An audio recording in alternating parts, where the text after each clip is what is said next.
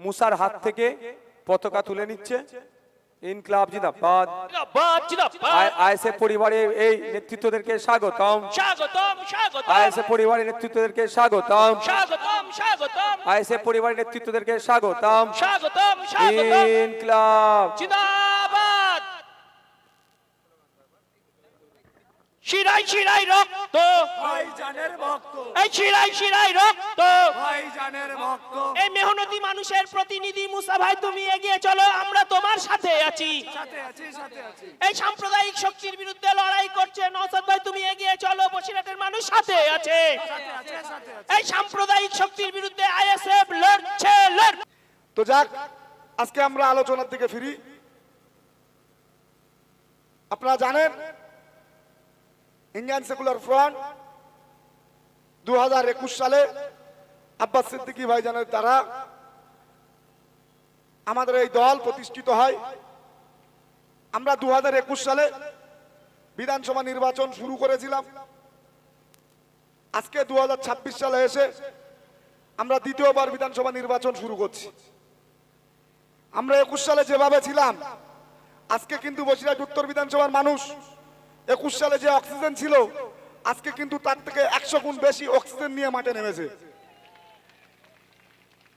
সুতরাং পশ্চিমবাংলার মানুষ বিকল্প কিছু চাইছে, বসিরহাটের মানুষ বিকল্প কিছু চাইছে। আমরা বসিরহাট লোকসভা থেকে তৃণমূল কংগ্রেসের পক্ষ থেকে তিনবার আমরা দেখেছি বাইরে থেকে প্রার্থী এনেছেন, আনার পরে সেখান থেকে বসিরহাটের মানুষ তাদেরকে জয়যুক্ত করেছেন। জয়যুক্ত করার পরে কিন্তু বসিরহাটের মানুষ একটা বার তাদেরকে দ্বিতীয়বার আর দেখতে পায়নি। বসিরহাটের যাবত জায়গায় যখন 2019 সালে দাঙ্গার পরিবেশ তৈরি হয়, তখন বসিরহাটের সেই এমপি কিন্তু বসিরহাটের মানুষের পাশে ছিল না। আমরা দেখেছি মুর্শিদাবাদের মতন জায়গায় মাননীয় মমতা বন্দ্যোপাধ্যায় উত্তরপ্রদেশ থেকে প্রার্থী আনলেন।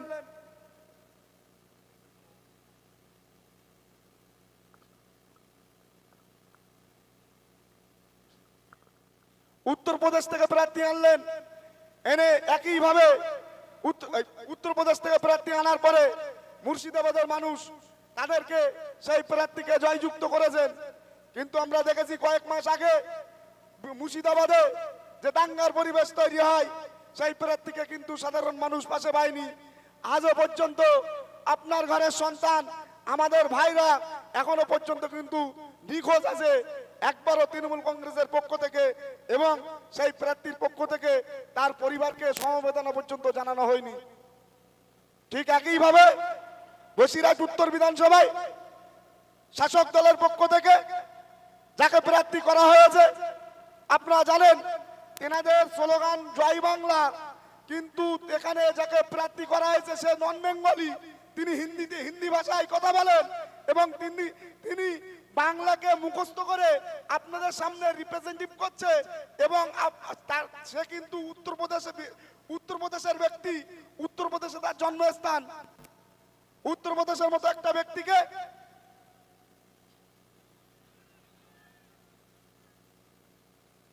Hello hello check, hello hello hello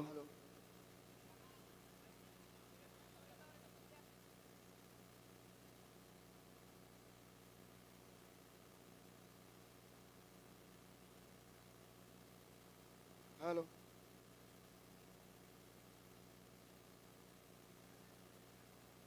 hello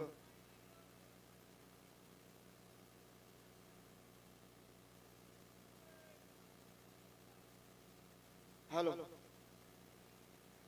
যাই হোক, আপনার কাছে বলবো বসিরহাটের মানুষ বসিরহাটের মানুষকে তৃণমূল কংগ্রেসের পক্ষ থেকে অযোগ্য প্রমাণ করার জন্য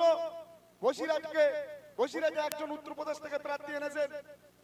যদি বসিরহাটের মানুষ আগামী দিনে বিপদে পড়ে, আবার যদি বসিরহাটে দাঙ্গার পরিবেশ তৈরি করে, যদি বলেন দাঙ্গার কথাটা বারবার কেন বলছি, আপনারা জানেন 2011 সালের আগে পশ্চিমবাংলার দাঙ্গার পরিবেশ ছিল না, তখন বামফ্রন্ট ক্ষমতায় ছিল, তখন কিন্তু পশ্চিমবাংলায় দাঙ্গার পরিবেশ ছিল না। মমতা বন্দ্যোপাধ্যায় 11 সালের পরে ক্ষমতায় আসার পরে পশ্চিমবাংলায় সব থেকে বেশি ভারতবর্ষের মধ্যে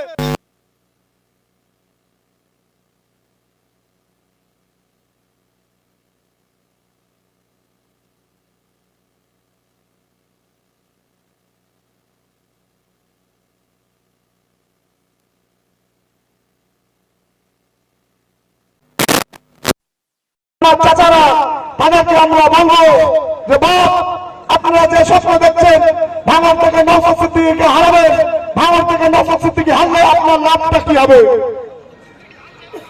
এবং আমরা বলছি ভাঙর থেকে নওশাদ সিদ্দিকী ভাইজান যদি হারে আমাদের ক্ষতি হবে। পিছিয়ে পড়া মানুষ হারবে, সাধারণ মানুষ হারবে, সংখ্যালঘু সম্প্রদায় হারবে, ওয়াকাফ সম্পত্তি হারবে, বাংলা সর্বশেষ বাংলার সংস্কৃতি হারবে।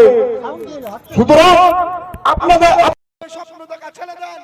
নওশাদ ভাইকে যেভাবে ভাঙড়ের মানুষ ভালোবাসে, নওশাদ সিদ্দিকী ভাইজান সেখান থেকে 1 লক্ষের উপরে ভোটে লিড নিয়ে আগামী 26 সালে ইলেকশনে আবার বিধানসভায় ঢুকছে। সুতরাং ও স্বপ্ন ছেড়ে দেন। আগে আপনাদের স্বপ্ন, আপনাদের বসিরহাটকে বাঁচান। বসিরহাটের মানুষ কিন্তু বাঁধ ভেঙে, বসিরহাটের মানুষ কিন্তু বাঁধ ভেঙে আমাদের হাতকে, নওশাদ সিদ্দিকী ভাইজানের হাতকে শক্ত করার জন্য প্রস্তুত নিচ্ছেন।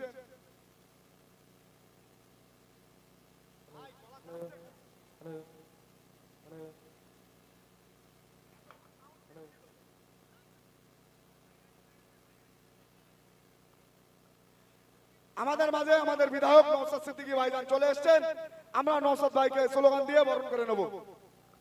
Hello hello hello hello hello hello,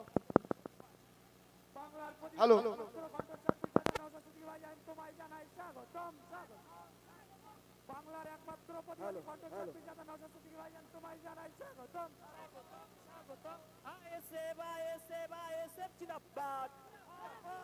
জোট সরকার জিন্দাবাদ।